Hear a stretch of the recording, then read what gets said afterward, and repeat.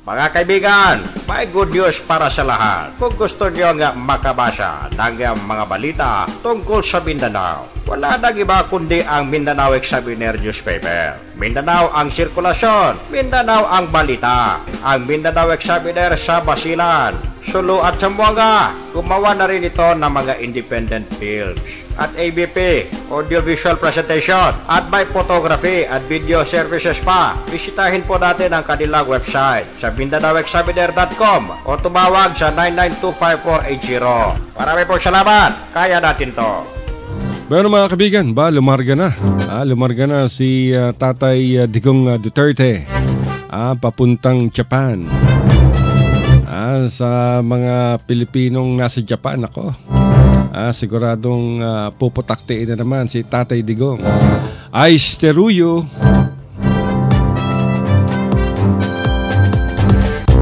Sa lahat ng mga Pilipino, ayos teruyo. Nandet si Deska.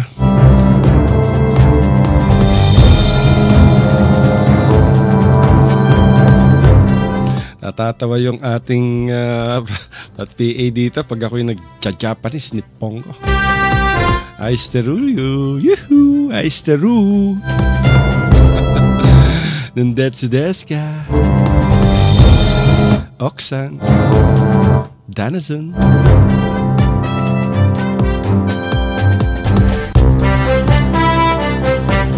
Tignan natin mga kaibigan kung makukuha natin yung speech ni Tatay Digong bago siya umalis. Dahil maganda yung mga sinabi niya. Medyo talagang ayos na ayos. At maliwanag mga kaibigan. Klaro, kinlaro ni Tatay Digong Duterte yung kanyang mga controversial na pahayag. Di ba? At nais din ng bansang Hapon na marinig kay Tatay Digong Duterte itong kanyang mga pinagsasabi ukol sa Amerika. Alam niyo naman mga kaibigan ay kaalyado ng Japan, itong Estados Unidos.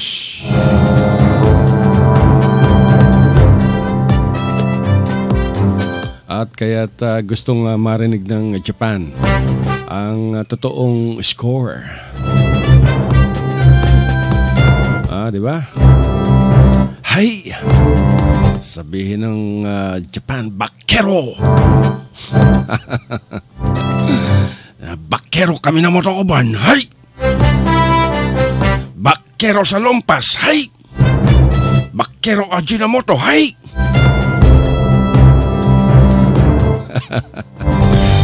Pinatatawa ko lang kayo mga kaibigan. Alam niyo naman dito sa ating programa, puro tayo opinion at komentaryo at chismis. Antayin natin yung ating kung ma-recover natin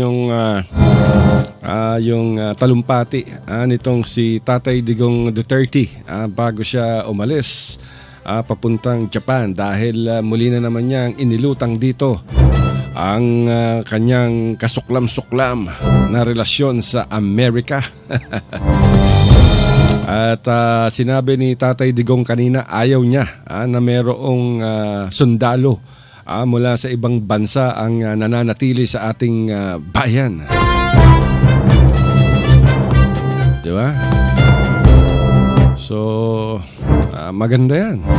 At least bakit nga naman kailangan natin ng mga dayuhang sundalo dito sa ating bansa?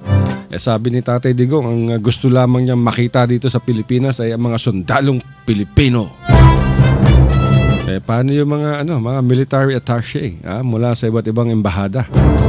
Kailangan yan yung mga military attaché. Pero siguro ang ibig sabihin dito ni Tatay Digong ay yung mga deployment ng mga dayuhang sundalo katulad itong Amerika. Meron silang deployment ng mga tropa ng militar dito sa ating bansa, partikular sa Mindanao, na kung saan ay tumututok ito sa pagtulong sa Armed Forces of the Philippines na magapi ang Abu Sayyaf at iba pang teroristang grupo sa pamamagitan ng mga advice at training. Alam nyo mga kaibigan, nagsimula itong pananatili ng mga Amerikanong sundalo dito sa Mindanao noong dinukot itong sina Gracia Burnham at Martin Burnham, yung dalawang missionary from Kansas, nakasamang dinukot ng grupo ni Abu Sabaya, ng Abu Sayyaf dyan sa isang resort sa Palawan. At since that time ay naririto na sa Mindanao, particularly sa Zamboanga talaga nagsimula yan. At bago nagkaroon ng Joint Special Operations Task Force Philippines, ito yung grupo na nasa ilalim ng Pentagon, ay gumawa sila ng tinatawag na Operation Enduring Freedom. Parang yung kanilang operation sa Middle East, at ginawa nilang Operation Enduring Freedom dito sa Mindanao. Hanggang sa palitan ito at ginawang Joint Special Operations Task Force Philippines. Pero prior to Operation Enduring Freedom, meron pa tong isa. Nalimutan ko lamang yung kanilang operational code na ginamit nila. Pero napakatindi nitong mga Amerikano, mga kaibigan. Maraming hinaras na mga mamahayag yan ng mga Pilipino, at yung discrimination matindi. Yung ilang mga cameramen ang hinabol itong mga halimaw ng mga Amerikanong puti. Itong mga Amerikanong sundalo, nagko-cover lamang, ayaw magpa-cover itong mga Amerikano. Nasa Pilipinas sila, natural, trabaho ng media ang i-cover ang pagdating ng mga Amerikanong sundalo sa airport. Yung isang cameraman ng ng GMA7, hinabol sa airport dahil kinukunan daw ng video yung mga Amerikano. Kundi ba naman mga bongog tong mga Amerikanong to, nasa Zamboanga kayo, ayaw nyo magpalitrato. Tapos kung umasta kayo, akala nyo nasa Texas kayo, nasa Wild Wild West. Saan ka ba nakakita ng mga sundalong Amerikano nag-withdraw ng pera sa isang bangko? Tapos meron pang dalawang sundalong fully armed na nakabantay sa labas ng bangko. Diyan yan, sa may Plaza Persing, sa may Monte de Piedad. Nakuna ng litrato yan. Tapos yung sundalo hindi pa naka-uniforme, naka-short pants lang yata, naka-t-shirt at nakahawak ng M4. Diba? At hindi lamang yan. At pag nagko-cover yung mga media dyan sa airport, talagang itinataboy nitong mga halimaw na to. Samantalang pag meron silang mga propaganda, kailangan nila ng media, tinatawagan nila yung mga nagko-cover ng mga mamahayag dyan sa Southern Command. Diba? At pag nagyaya naman itong mga Amerikano, papuntang mag-cover ng Basilan o Sulu, at kasabay ng mga Pilipinong mamahayag, yung mga dayuhan, itong mga foreign journalists, mga kaibigan, nakasakay sa mga Humvee, yung mga sasakyan ng Amerikanong magagarat, air condition. Samantalang yung mga Pilipinong journalist, isinasakay sa isang truck lamang, sa isang 6-wheeler truck. Kasi hoda kayong masunog sa init ng araw. At pagdating naman sa kainan, yung mga foreign journalists dinadala nitong mga Amerikano sa kanilang mess hall. Itong mess hall parang komisari ito, mga kaibigan. Ito yung kainan nila. At doon ay pinapalamon itong mga foreign journalists ng mga french fries at steaks. At yung mga Pilipinong mamahayag naman, hindi naman dinadala sa mess hall. Diyan lamang sila sa labas ng mess hall at binibigyan ng biskwit. Worst, minsan mas madalas walang ibinibigay, tubig lamang, pahirapan pa. Ganyan ang diskriminasyon na ginagawa nitong mga Amerikanong sundalo. At ganun din kahit sa lalawigan ng Sulu. Kung maglakad tong mga sundalo, akala mo sila ang hari ng kalye, sa gitna ng kalsada naglalakad. Yung mga tausog nakatingin lamang sa kanila. Nalimutan nila na marami silang pinatay ng mga Muslim dyan sa Budtaho. Hindi lamang pinatay, pinugutan pa ng ulot, ginahasa yung mga babaeng Muslim. Kaya pag naglalakad yung mga sundalong puti dyan sa hulo, ang sama ng tingin ng mga tausog. Maswerte na lamang sila at hindi sila kinukuyog. Pero may nangyaring insidente dyan mga kaibigan sa Patikulyata o sa Talipaw. Yung isang Humvee ng mga Amerikano pinasabog ng Moro National Liberation Front. Patay yung 2 sundalong Kano. Yan ang mga nangyayari dyan. Pag naririto yung mga sundalong Kano. Meron pang isa, nag-imbita yan mag-cover sa Basilan. Sakay nung kanilang frigate. Isang uri ng sasakyang pandagat to mga kaibigan. Naglilitato yung isang news photographer. Nililitatuhan niya yung kapitan, yung skipper ng naturang frigate. Ang sabi ba naman nung Amerikano, ito base sa sumbong sa akin nung isang news photographer. Ang sabi sa kanya, don't take my pictures. I'm gonna fucking break that camera in your face. Sinabi ng ganun. Ang ginawa naman itong news photographer, tinawag niya yung mga ibang journalist. Kasi nasa second deck sila, tinawag niya yung mga ibang journalist, nag-akyatan. Hindi ba naman gago tong kapitan ng barko? Nanyayahan ninyo yung mga mamahayag na sumakay ng barko papuntang Basilan upang ipakita ang inyong mga propaganda. Tapos babantaan mo na babasagin ng camera ng isang news photographer sa kanyang mukha dahil ayaw mong magpalitrato. Hindi ba namang... Yan ang akala ng iba mga kaibigan. Madali ang trabaho ng media. Mahirap.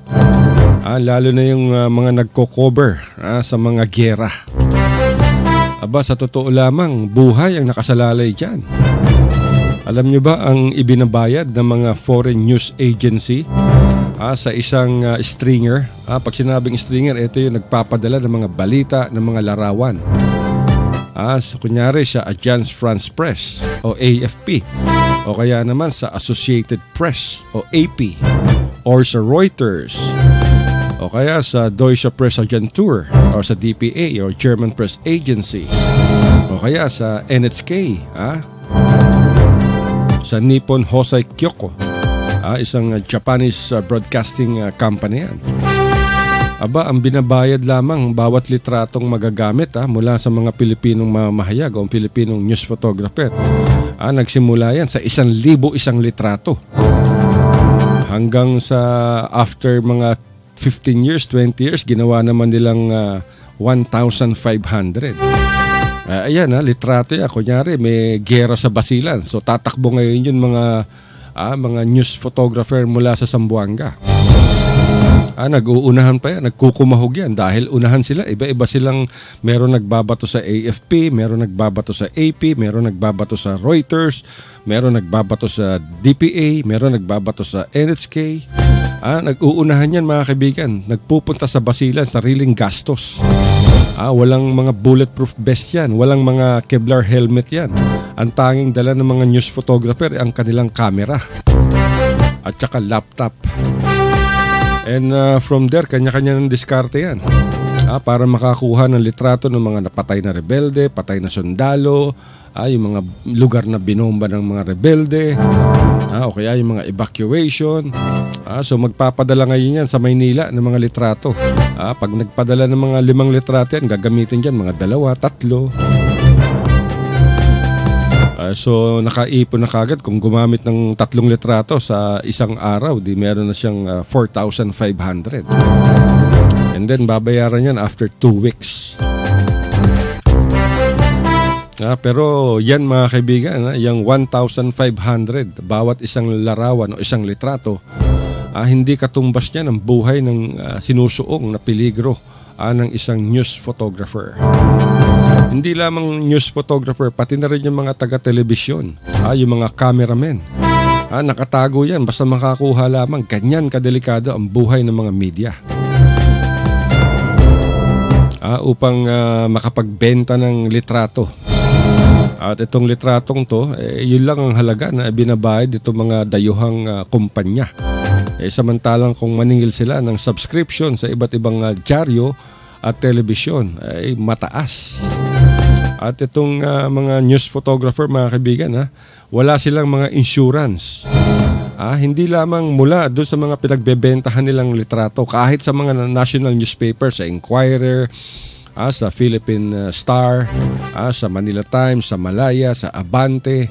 Walang mga walang mga insurance yan. Ang bayad sa kanila per story, per picture.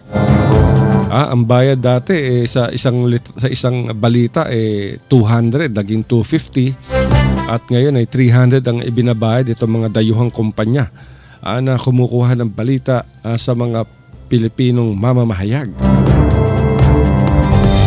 At sa kalaunan mismo, mga kaibigan, dahil sa tindi ng krisis, yung mismong editor na nitong mga dayuhang news agency ang gumagawa na ng balita. Nanonood ng television niya, nanonood ng ANC, nanonood ng balita, nakikinig sa mga radyo. At kung may pumutok na balita, yun na mismo. Pinakikinggan lang nila, gumagawa na kagad sila ng balita, dispatch na kagad yun. So, dahil dyan, maraming mga stringer o correspondents ang nawala ng trabaho. So, kanya-kanyang kayod yan. Pero syempre, dumating din naman yung panahon na mayagpag ang mga correspondents sa mga stringer ng iba't ibang international news agency dito sa Zamboanga. So, ganun kahirap, mga kaibigan. Pahit na yung mga local journalist ng Zamboanga. Sa kanilang mga pahayagan, katulad nung Zamboanga Siege. Marami nag-cover dyan. Walang dalang bulletproof vest. Walang dalang Kevlar helmet. Pinatatakbo lang naman sila ng kanilang mga television at radio station. Ang tanging sasabihin sa kanila, "Oy, kuidaw ingat kayo ganun lamang, mga kaibigan. So pag natamaan ka ng bala, patay ka, goodbye ka, history ka. Diyan tayo, nag-cover tayo nung MNLF Siege. Mabuti na lamang yung Radyo Mindanao, meron silang ini-issue sa aming Kevlar helmet at bulletproof vest. Nagko-cover ako dyan sa may Santa Balbala. Binabaril ako ng mga rebelde na mga kaibigan, naririnig ko yung daan ng bala sa may tenga ko. Napakatining. Ang tining talaga. Siguro isang galaw ko lang, sapul yung aking muka. Pero mabuti kami dahil meron kaming company-issued na bulletproof vest at helmet. Bukod sa mga company cameras. Pero napakahirap sa mga iba na walang kagamitan. Kaya, dapat siguro asikasuhin niya ng Zamboanga Press Club yung kaligtasan ng mga mamahayag na nagko-cover sa mga sitwasyon na talagang delikado. Alam nyo, dapat din na magbigay ang Zamboanga Press Club ng safety training sa mga journalist na member ng naturang club. Pag sinabing safety training, dapat alam ng mga mamahayag kung ano ang kanyang gagawin pag siya nagko-cover ng kaguluhan, lalo-lalo na sa giyera. At kung may rally, dapat yung mga reporters na nagko-cover, dapat meron silang helmet. At kung delikado, dapat meron silang bulletproof vest.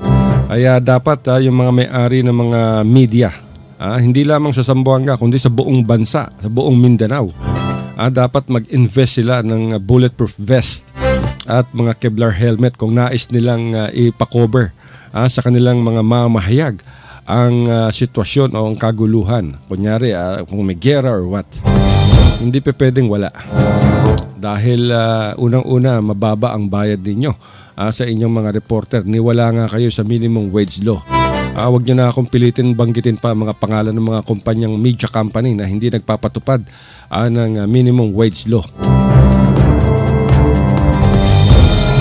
Ang tangi lang naming hinihiling sa inyo, bigyan nyo ng safety equipment yung mga reporter ninyo.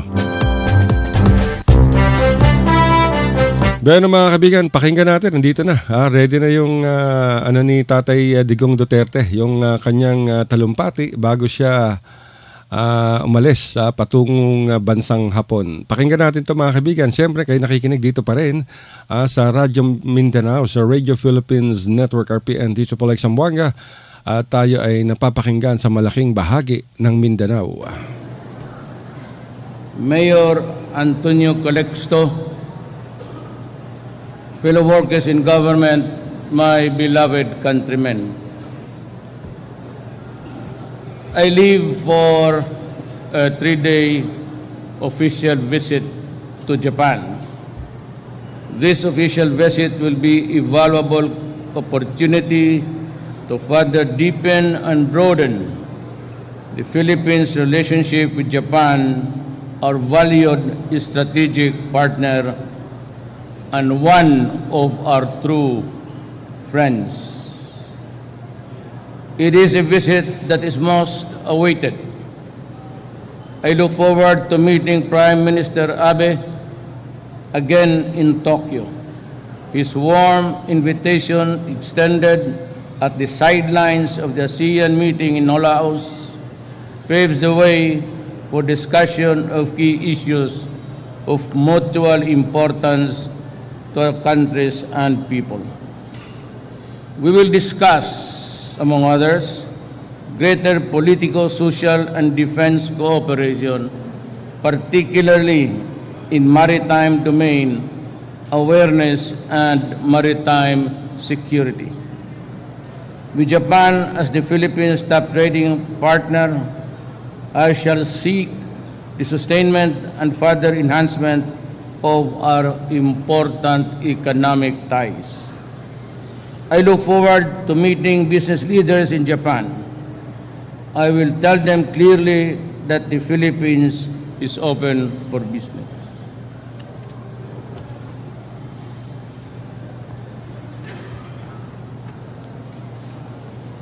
To support the Philippines' sustained growth and development, I shall seek to open more avenues of cooperation in key infrastructure development. In particular, we can tap the experience and expertise of Japan in developing high-quality and modern public transportation.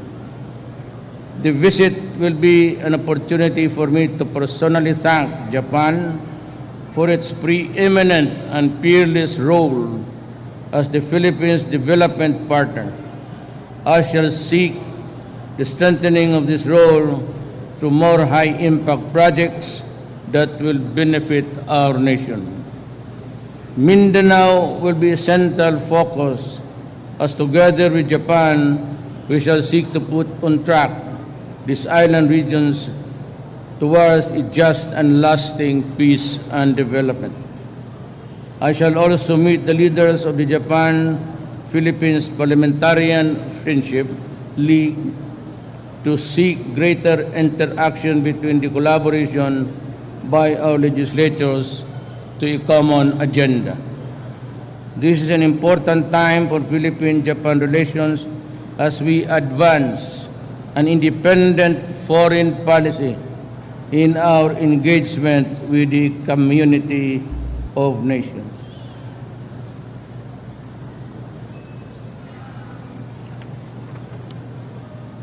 This is a defining moment for the solid and strategic partnership between Japan and the Philippines, carefully nurtured over 600 years of formal diplomatic relations.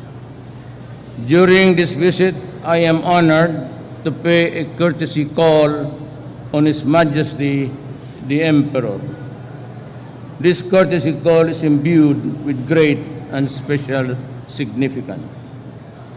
It reaffirms at the highest level the positive transformation of ties between our nations and peoples. It renews our shared commitment to a forward-looking partnership that is founded on mutual respect, dignity, and solidarity. It will capture in one moment the full range of our relations with a country that is kept at high regard and definitely deserves its unique place. Ours is an abiding partnership with Japan. It is based on common aspirations and shared values of democracy, adherence to the rule of law, and the peaceful settlement of disputes. As I seek to advance our national interests in this official visit to Japan, I will remain true to my sworn oath as your President. Maraming salamat po. I can, about a few questions from the media, so as just to assuage your hunger for... Mr. President, our Yes, first sir. question is from Hataw Rose Tovenario. Good morning, Mr. President. Yes, ma'am. Posible po bang pag-uusapan ninyo sa inyong pagbisita sa Japan ang Visiting Forces Agreement with Japan? Again. Posible po bang pag-usapan nyo sa pagpunta nyo sa Japan yung pagbalangkas ng Visiting Forces Agreement with Japan? No, I don't think so. I do not believe that we have a visiting forces agreement with Japan. To my mind, I may be wrong, but I have yet to come across an agreement or a piece of paper which says that we are in this arrangement of Japanese troops, military troops, if you mean, visiting my country. As a matter of fact, I said in our, it's section 7, I forgot the article, the Constitution mandates that the government of the Republic of the Philippines shall pursue an independent foreign policy. And to that extent, I would like to say this with all candor. I look forward to the time when I no longer see any military troops or soldier in my country except the Filipino soldier. Hangarin ko po yan na wala na akong makitang sundalo sa ibang bayan, kundi yung sundalo ng Pilipinas. Thank you po. Second question po. Napipinto po ninyong pagpunta sa APEC Summit sa November 19 to 20. Sa palagay po ba ninyo ay mas maipapaliwanag ninyo ang inyong independent foreign policy at ang drug war na isinusulong po ng inyong administrasyon? Well, I said I do not have to dovetail what the policies of our countries are, and especially in the matter of stationing of the military troops in my country. I really hate it. I don't want it. We don't need it. We're not going to war, and there's not going to be any war in the future. Thank you po. Our Yes, third question is from Makiko Segawa of TV Tokyo. Makiko Segawa. Thank you so much for accommodating. I'm Makiko Segawa. I'm representing TV Tokyo. And then first question, what emotion, what motivation and feeling now you carry for Japan because you are about to leave for Narita Airport, Tokyo? And then even as I take off today, this afternoon, just seeing you in my country asking questions is the beginning of a great expectations and joy. I go to Japan with full trust that we can understand each other, and Japan will understand my position vis-a-vis with the foreign policy that I want to implement. It's just a question of a policy that is really truly Filipino. thank you. And the second question is foreign, like in Japan, the many media talking about your diplomacy, attitude of diplomacy, if you are more for China or for Japan, and can you tell me the truth? Like if you like more Japan or you like more China? Okay, you understand? Can you translate? Mr. President, she is asking if you love Japan more or you love China. Between China and Japan, I think I love the Philippines more.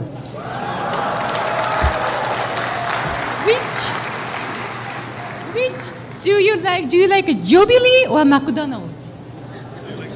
Jubilee or McDonald's.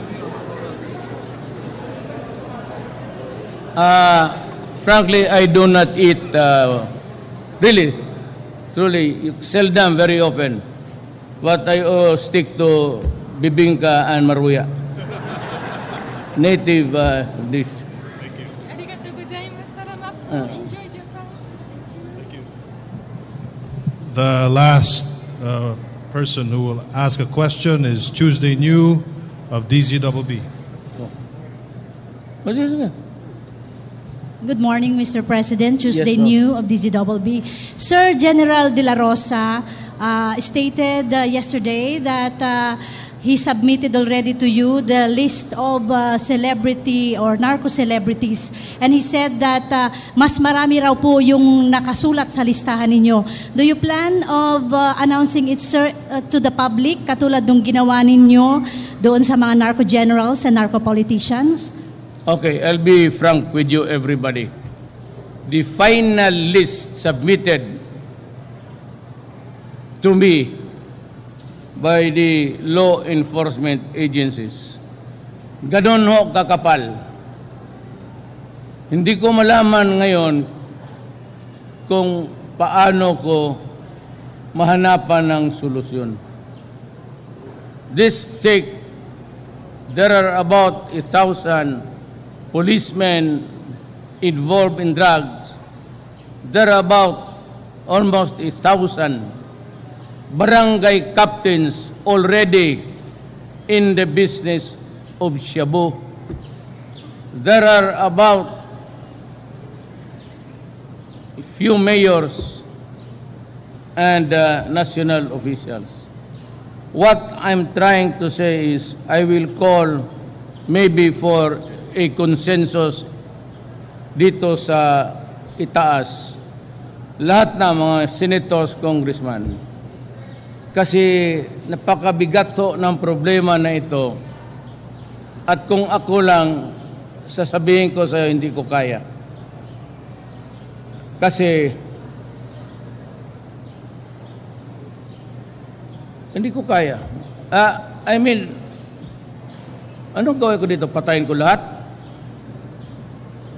At medyo na naman 3,000. It's about almost a 10,000 network spread all throughout the Philippines.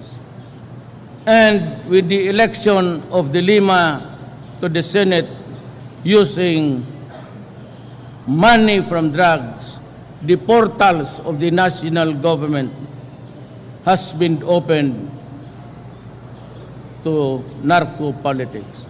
May problema ho ang Pilipinas.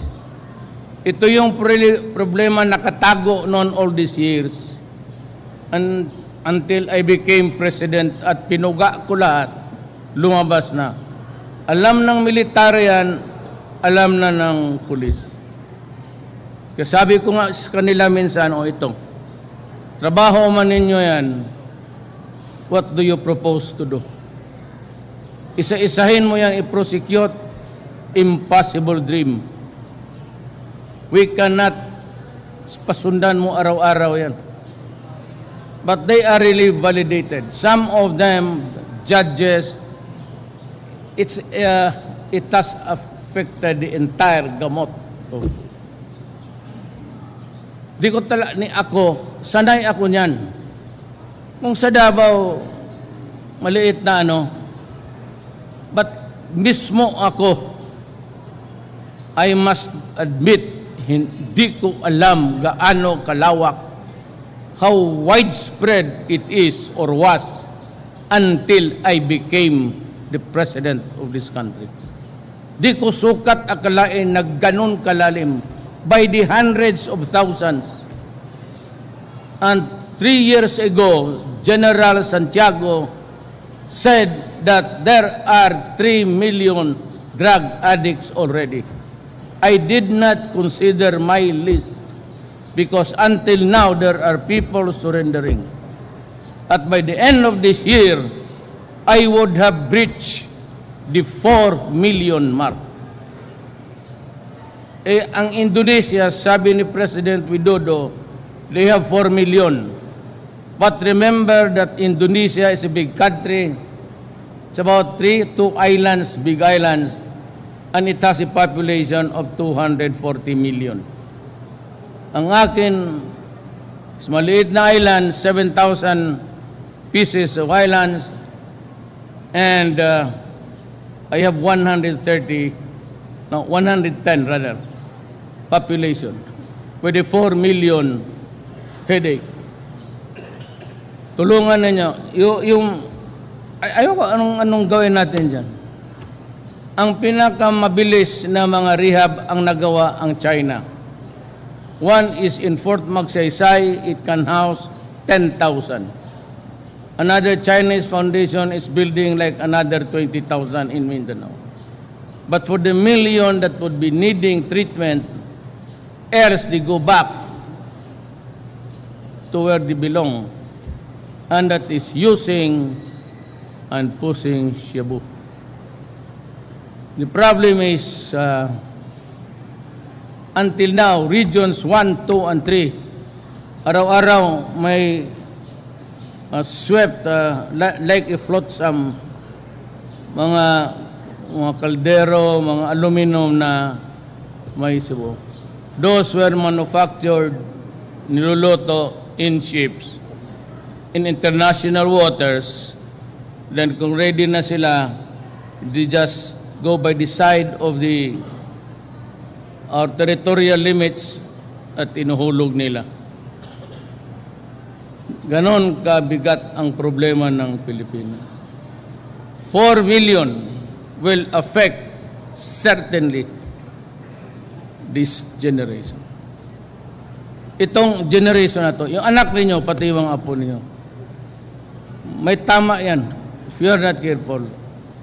And only if you are there to guard them every moment of their lives until they are responsible enough to know what is fundamentally wrong. For after all, Shabu has infected even soldiers and doctors and lawyers. Ganon kabigat ang problema. And, I had a talk with, and I agreed to just shut up. Kibong, I don't know why, but I had a talk with Secretary Yasay, and here's a guy, his name is Russell. If we can just tone down our rhetorics. Alam mo, hindi ako nag-una nitong away na to eh. Ang nag-una sila.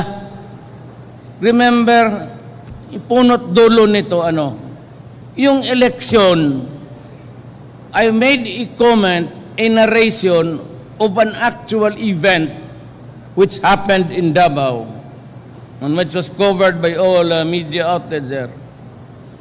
Tapos, the ambassador said something not very nice. You are not supposed to do that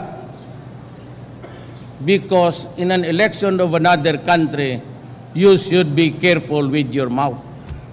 I reacted into it, and it started to go out of control until they threatened me with imprisonment kasi human rights violation.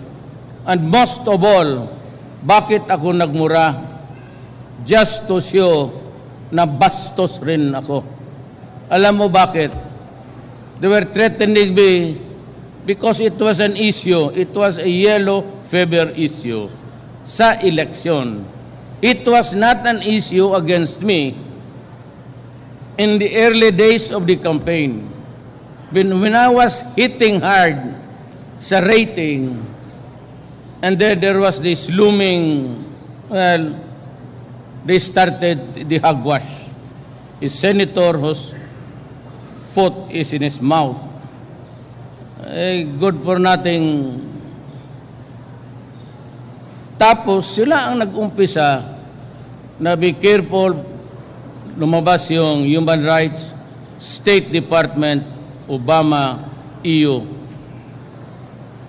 Ginanon ako, and every time they said, we will cut our assistance Sabi ko sa kanila, putang ina ninyo, wag mo kaming gawing aso. Do not, sabihin mo na, as if I am a dog with a leash, tapos magtapon ka ng pan doon sa malayo, hindi ko maabot. Sila you review. All that I did was, alam mo bakit? Walang nakikinig. I was trying to say na ganito. That hindi yung 3,000 na yan, mga ulol kayo, hindi lahat gobyerno yan. May pinatay ng gobyerno on legitimate encounters. But it doesn't mean to say that the 3,000, parang pinalabas nila na wala na ginawang gobyerno except to yung state-sponsored killing. Binastos ang bayan ko. Hindi ako, sanay ako, politiko ako. And so what if hindi sila believe sa akin? Hindi naman ako believe sa kanila. What yung pagsabi every time that they make a comment about human rights, which is really sinasakyan ng mga gago dito, pinapalaki nila. Maybe itong elite, pati itong mga mayaman sa mundong ito dito sa Pilipinas, ayaw sa akin. Let's say kayo, ayaw ko rin sa inyo. Kahapon, tumawag si Secretary Yasay. Nandito raw ito siya. Ang sabi nag-usap daw sila, sabi na, if we can just tone down our rhetorics against the media. So, huwag ninyo akong ganunin. Every time sabihin, they threaten us lang, pati itong iyo. Akala mo mas bright kayo sa atin.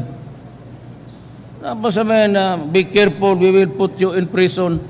Putang ina, subukan mo. Now, what did I do to China? I went there just being nice. O, tingnan mo ang lumabas. Duterte sparks international stress. Ito, nakaliit-liit kung tao ba't mag-stress? Nervyoso kayo. Kasi guilty. Wala man akong ginawa sa China. Nag-usap kami. And so there's a lot of speculation. Sabi ko, look at Section 7 article. It states it very clearly. I urge every one of you that the Philippines shall follow an independent foreign policy and putting at most of the time the best interest of the nation. Sinunod ko lang yun. Gano'n mga nervyoso of any other nation except the Philippine soldier. Yan lang ang gusto ko. That's the long and short of it. I want an independent policy that ako pasunod-sunod ba siya kanino.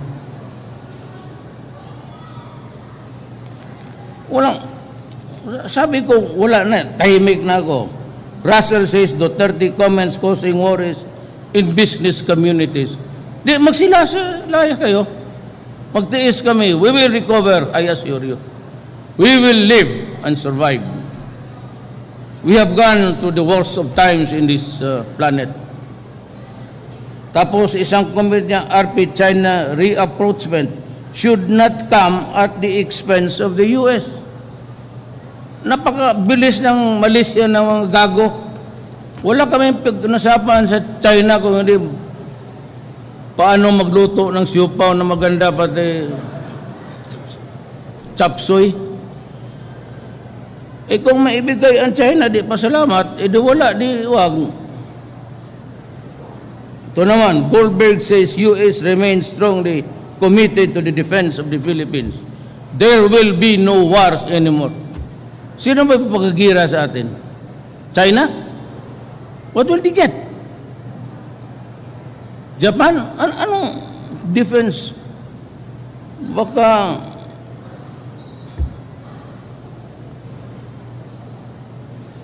they want to talk about the boogeyman of war.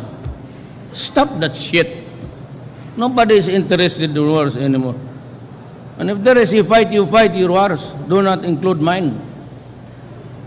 During the time when Manila was to be taken back by the Allies, they carpet bombed Manila. Hindi ang Hapon sila. the comebacking American force.